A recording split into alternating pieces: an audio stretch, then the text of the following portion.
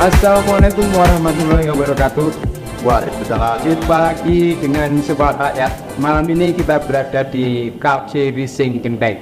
Seperti halnya kegiatan sebelumnya Sobat Rakyat, kita melakukan tax routing.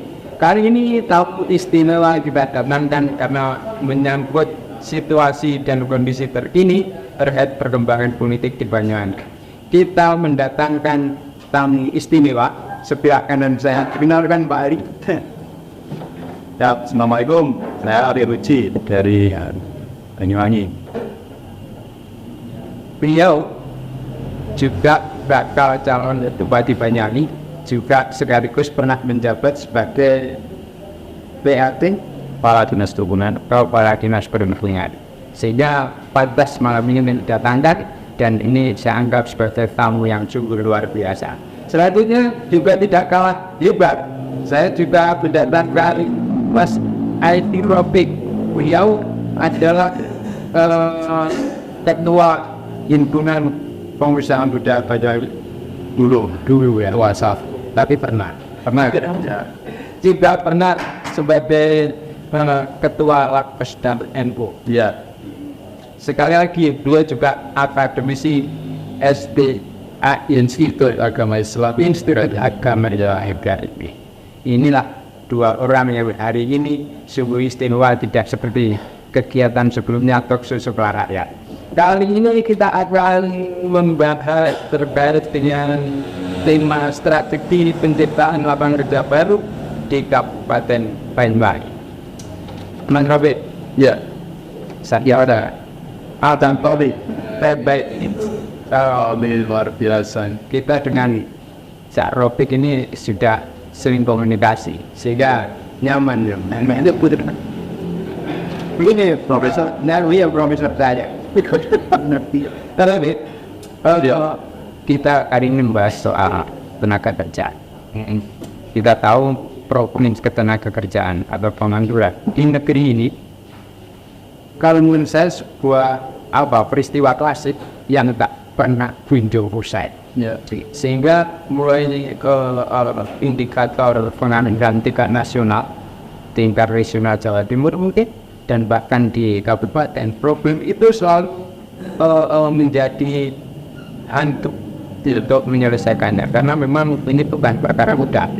Di Banyuwangi saja tingkat pengangguran kali ini walaupun itu angkanya masih kisaran di angka 43%, dan itu kalau diangkatakan lebih real lagi itu jumlahnya kira-kira 49.000. Wah, iya. Hal yang sama gitu kan, benar. Lalu saya mau bertanya pada profesor saya yang betul ahli dalam hal ini, maka apa sih sebenarnya penyebab pengangguran yang begitu rumit dan terasa berat ini besar-besaran. Moga Pak Profesor. Ya, terima kasih sebelumnya. Assalamualaikum warahmatullahi wabarakatuh. Waalaikumsalam. Beliau berdua ini sebetulnya sahabat-sahabat yang luar biasa, yang banyak menginspirasi diri saya, juga banyak memberikan motivasi dan lain sebagainya terutama pada diri saya dan juga pada masyarakat Banyuwangi. Mas Ali saya kenal cukup lama, Cak Soni juga cukup lama saya kenal. Cuma dengan tema ini kayaknya kalau di-matchkan itu nggak match dengan kumpis saya sebagai pendidik agama Islam. Itu tidak ya. Tapi minimal saya untuk ngerti lah. Untuk ngerti. Ini ada persoalan perspektif dan persepsi ya. Kenapa? Saya ngutip gini, di masyarakat kita yang diungkapkan dengan itu sebetulnya adalah persoalan sosial, juga boleh dibilang persoalan ekonomi. Saya hanya ngutip, ada seorang teolog pembebasan dari India, namanya Asghar Ali Engineer. Ada nama alinya? Iya, Asghar Ali. Ini saya termasuk tokoh favorit itu mulai saya kenal. Itu tokoh favorit saya. Sampai calon bupati juga harus ada. Monggo lah. Jadi Asghar Ali ini bilang dalam satu statementnya yang sangat menarik, dia mencoba bertanya seperti Socrates. Dia mempertanyakan, menurut kalian wahai umat Islam, apakah Nabi Muhammad itu dimusuhi oleh orang jahiliyah? Apakah hanya terbatas karena dia berjualan tauhid, dia berjualan keesaan Tuhan, sampai sedemikian rupa dimusuhi oleh orang Mekah ketika itu? Ternyata jawabannya tidak. Ternyata yang membuat orang kafir Quraisy itu tidak nyaman dengan Nabi Muhammad karena yang dikritik oleh Nabi Muhammad bukan persoalan ketuhanan aja. Itu menurut Asghar Ali Engineer. Ada persoalan apa? Ternyata ada persoalan sosial di situ. Ada persoalan ekonomi di situ. Dan orang Arab ketika itu mengakui bahwa itu takdir dari yang atas. Nah, konsep ini sebetulnya hampir sama dengan kekinian di masyarakat kita yang notabene orang Muslim, itu bahwa kemiskinan, ketidakadilan itu takdir. Ini yang susah. Padahal ada sistem yang menciptakan itu. Nah, kalau kita mau ngomong ngulik soal ini, ya kita harus merubah perspektif kita bahwa apapun yang terjadi dengan ketidakadilan, dengan ketimpangan ekonomi, dengan banyaknya pengangguran, itu bukan takdir Tuhan. Versinya Asghar Ali Engineer. Bukan. Maka diperlukan consciousness, kesadaran bersama. Ketika itu bukan takdir, ya harus dirubah. Dengan cara apa? Ya mau gimana saya enggak. Ini mungkin yang banget nanti teknisi ahli seperti Mas Ali ini, yang hari ini mungkin beliau punya keinginan untuk membawa Banyuwangi lebih baik atau gimana, silakan. Itu mungkin awalan dari saya. Terima kasih Profesor Zaid. Menarik, ini sudah mulai panas. Apa yang diawali oleh Profesor yang satu ini ingin menjadi umum. Saya akan garis bawahi bahwasanya kemiskinan itu bukan senantiasa takdir. Begitu, benar ya? Ya. Oleh karenanya ini mesti harus diurai. Ada sistem yang akibatnya justru memiskinkan orang, dan anehnya saat dimiskinkan ini orang menganggapnya sebagai takdir. Nah, inilah yang kemudian masih lebar ke kanan. Ini ada. Baiklah, ini sudah cukup jelas apa yang disampaikan oleh Mas Henry Robert. Tapi sebelum berlanjut, kita break dulu. Kita lanjutkan nanti pada sesi berikutnya. Kita ibarat sebentar. Coba bersedia. Gitu.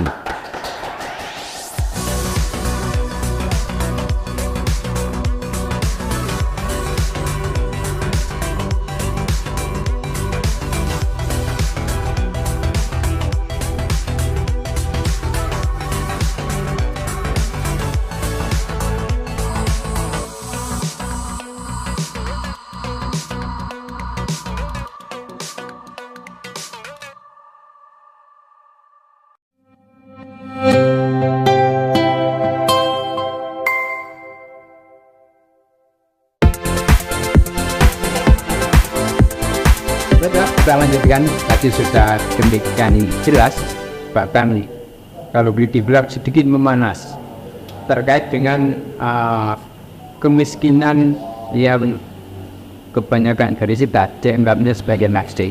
Tapi dari Pak Prof tadi ternyata ada semacam perspektif yang lain. Tidak takdir, ada sistem yang menjadikan orang itu termiskinkan. Dan anehnya justru orang yang menjadi korban kemiskinan sistematis itu mungkin korban politik, korban tindakan. Justru alhamdulillah dianggapnya ini sebagai takdir. Nah, saya juga perlu tanya sama Aninya, kenapa begitu dia ini? Tapi kalau saya, terima kasih. Assalamualaikum warahmatullahi wabarakatuh. Salam yang saya hormati Cak Toli, saya dan Mas Taufik, teman diskusi kami dan teman sekolah rakyat. Bagi kami gini, apa yang disampaikan oleh Mas Taufik tadi bahwa ini adalah tidak takdir, tapi harus ada konsep untuk menyikapi ini. Kami coba mendiskusikan ini berapa kali dengan teman-teman, ternyata memang tenaga kerja untuk tenaga pemerintah ini harus hadir. Kehadirannya itu fokus untuk menciptakan lapangan pekerjaan. Nah, istilah lapangan pekerjaan harus baru.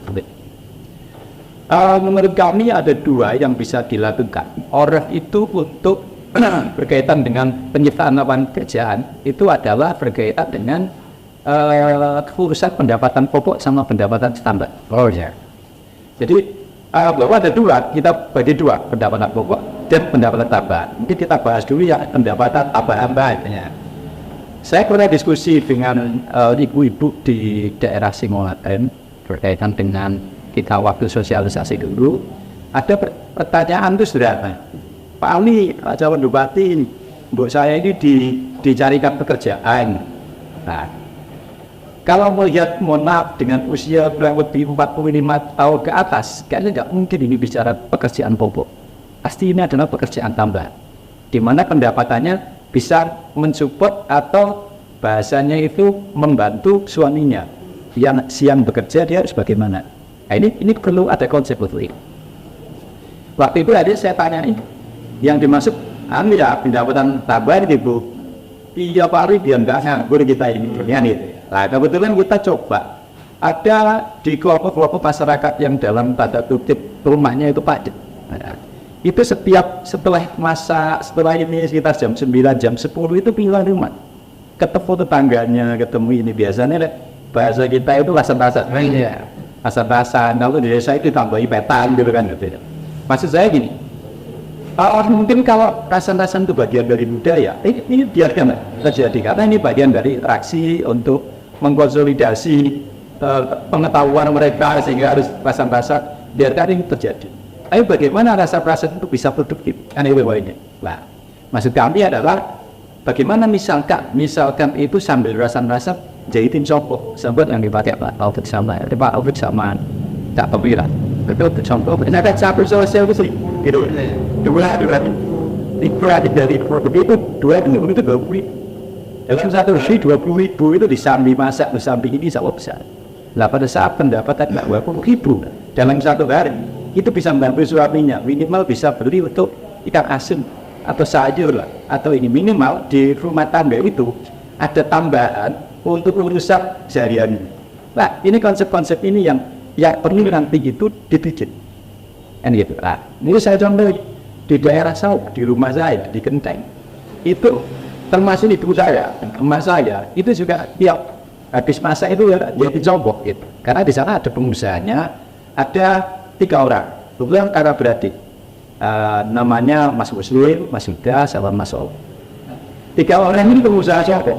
Nah, daripada dia bikin pabrik dengan izin, dengan ribet, akhirnya dia mempekerjakanlah warga di sekitar situ. Jadi hampir di situ semua kampung itu jadi dicombok. Kurang lebih konsep-konsep itu, sehingga pada saat ini mau dikembangkan, maka pemerintah harus nyari orang-orang pengusaha seperti Mas Muslim, Mas Huda, sama Mas Ol itu. Nah, kamu nanti akan cariin orang-orang itu. Caranya sebenarnya mudah, karena kebetulan kita banyak di kawan di Bali, di Jakarta itu yang sebagai pengusaha, di mana dia berproduksi seperti pabrik, baik selendang, pantai dan lainnya. Itu kita coba diskusikan mereka untuk itu datang ke Banyuwangi untuk bagaimana stoknya tetap berbalik. Misalkan begitu nanti konsep.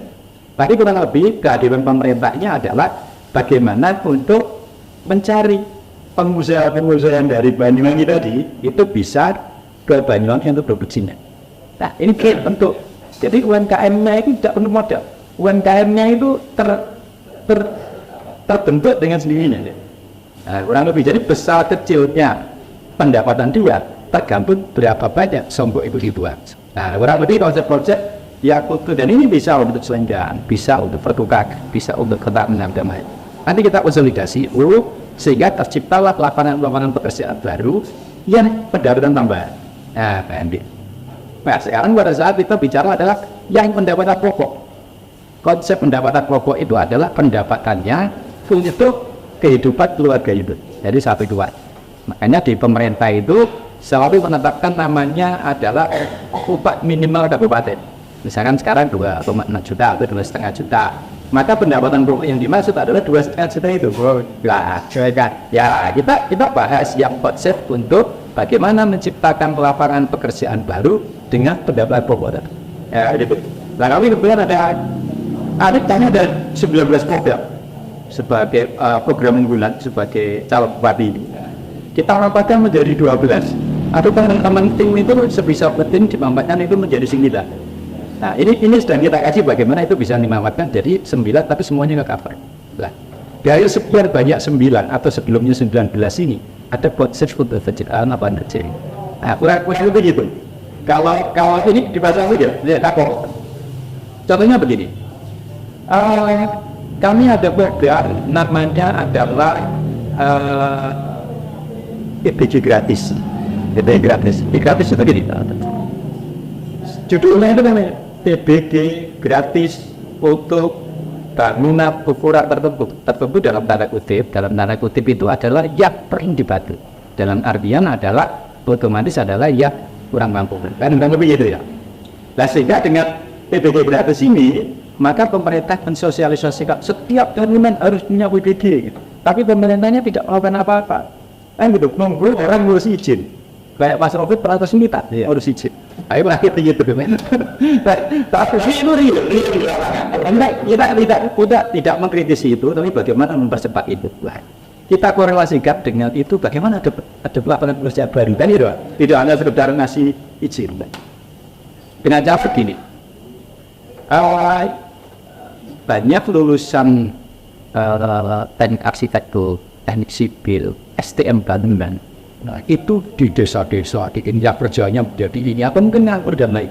Itu rencananya akan kami kolek si kabupaten.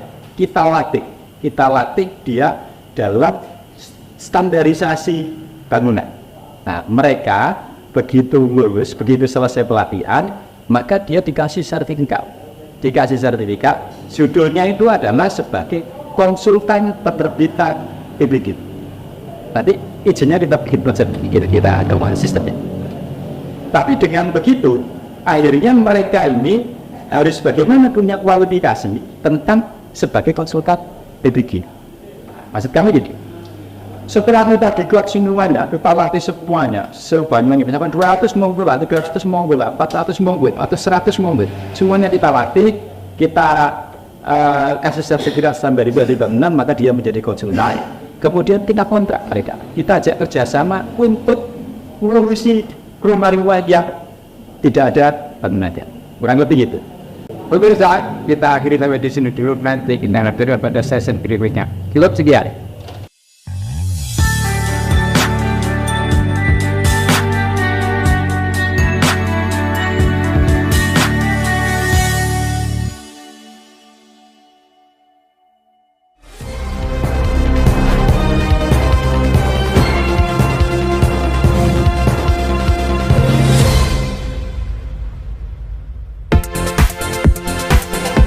Baiklah pemirsa, bisa dilanjut?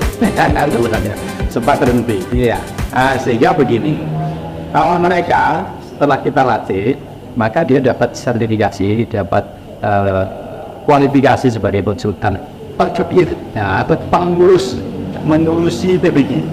Maka mereka kita ajak kerjasama. Tugasnya mereka adalah mencari hemat bangunan-bangunan dengan ukuran tertentu tadi yang belum punya PDG atau jam dulu yakti.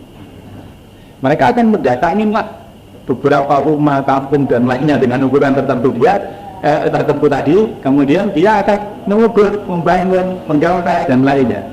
Setelah selesai, maka ada sistem lah nanti untuk diupload dan lainnya, di mana izin untuk PDG itu, maka dia akan kontrak harga per PDG-nya itu 500 ribu.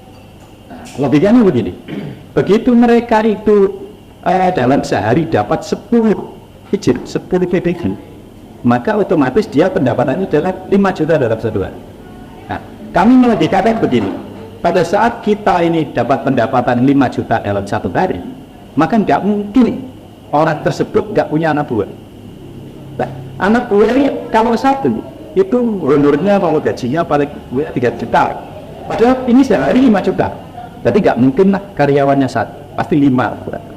Nah, minimal ada orang punya pendapatan dengan pekerjaan model baru tadi, itu nggak mungkin nggak bikin cover. Minimal ada penjaga, minimal ada kebersihan, sehingga ada lapangan pekerjaan baru yang saat itu kurang lebih di 6 orang. Pada saat yang utama itu adalah 200 orang atau 100 orang dari satu kabupaten. Maka kurang lebih ya ketemunya adalah 100 dikalikan 5 orang. Jadi 500 pekerjaan baru yang punya kualifikasi. Makanya di sini kan penciptaan lapangan kerja baru yang berkualitas itu adalah orang itu punya kualifikasi. Kurang lebih gitu. Jadi akhirnya kita ini hanya kepingin gini, ada seorang arsitek, ada seorang teknik sipil, ada seorang lulusan STM bangunan, itu menjadi seperti notaris.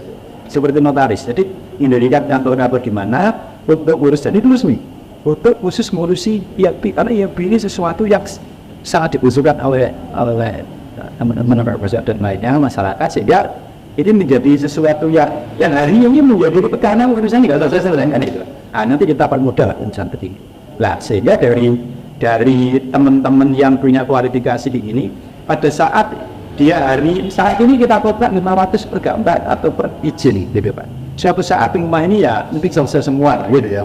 Lah terus bagaimana kerjanya? Nah, karena dia punya kualifikasi sebagai konsultan itu mengurusi IAP, maka nggak mau yang bukan ukuran tertentu. Ini kayak rumahnya Mas Wofik yang gede gitu ya, nggak punya IMP, daripada kemana, mending ya menuju ke teman-teman yang kualifikasi.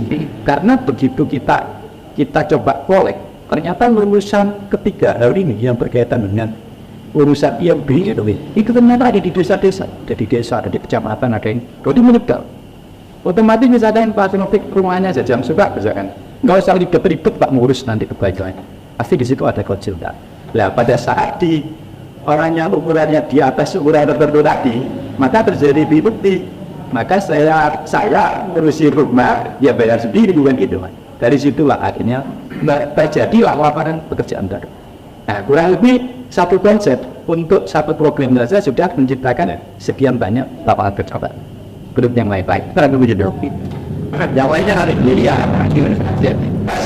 Soalnya Mas Pak Profesor kairin saya kapan dia? Ya, tapi ini menarik. Bahwasannya apa yang Mas Arif disampaikan tadi mau satu hal yang tentu ditunggu-tunggu oleh rakyat. Tapi bahwasannya laki-laki kita ini, tadi saya lihat bahwanya memang peran pemerintah itu harus besar ternyata. Nah ternyata sampai hari ini kalau kita lihat pada hari ini angka pengangguran di kita masih tinggi, maka saya tidak bertanya kepada begitu. Saya akan bertanya kepada pelaku. Sebenarnya pemerintah itu sebenarnya sejauh mana sih? Karena kalau saya lihat dari apa yang disampaikan Mas Arif tadi, ini juga ada korban dari kebijakan, mungkin korban dari pemerintah kurang agresif untuk ini atau sistem yang salah. Nah, tapi kan kalau saya bicara bukan artinya saya lebarkan ke Pak Prof dulu. Nunggu Pak Nur Rafid. Ya, Cak Tali. Tapi lagi-lagi saya harus sampaikan bahwa kalau ditanya seperti itu saya enggak ini kurang begitu menguasai Pak. Iya. Yang jelas mungkin ada sebagian masyarakat yang belum merasakan kehadiran pemerintah dalam itu. Ada juga yang sebagian masyarakat juga merasakan bahwa pemerintah sudah lebih ini. Nah, itu hanya perspektif dan persepsi saja. Tapi lagi-lagi yang harus saya sampaikan itu bahwa tadi tema besar yang ingin yang ingin disampaikan oleh Mas Ali yang ingin maju sebagai calon bupati di Banyuwangi ini itu sudah bicara sangat teknis sekali dan saya sangat mengapresiasi sekali dan sangat bagus. Cuma modasnya itu, jadi kita harus mampu minimal merubah mindset masyarakat itu bahwa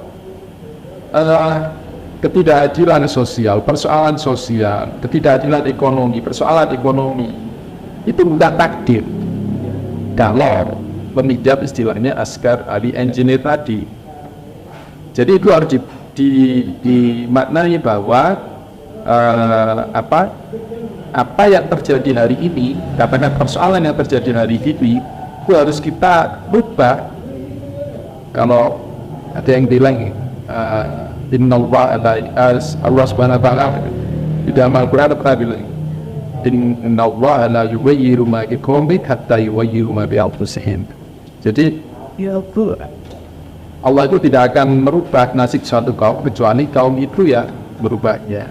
Jadi kalau petanya hari ini ada persoalan ekonomi, ada persoalan kesenjangan sosial, misalkan ya, ada persoalan ketidakadilan atau apapun itu namanya, yang harus kita pahamkan di awal adalah bahwa itu bukan takdir. Maka yang perlu dilakukan apa? Ya udah, Allah akan merubah nasib suatu kaum kalau kaum itu mau merubahnya. Kalau butuh perubahan enggak, misalkan di Banyuwangi. Kalau mau dicatoli gimana ini? Butuh perubahan juga. Saya ini aja kalau gitu saja.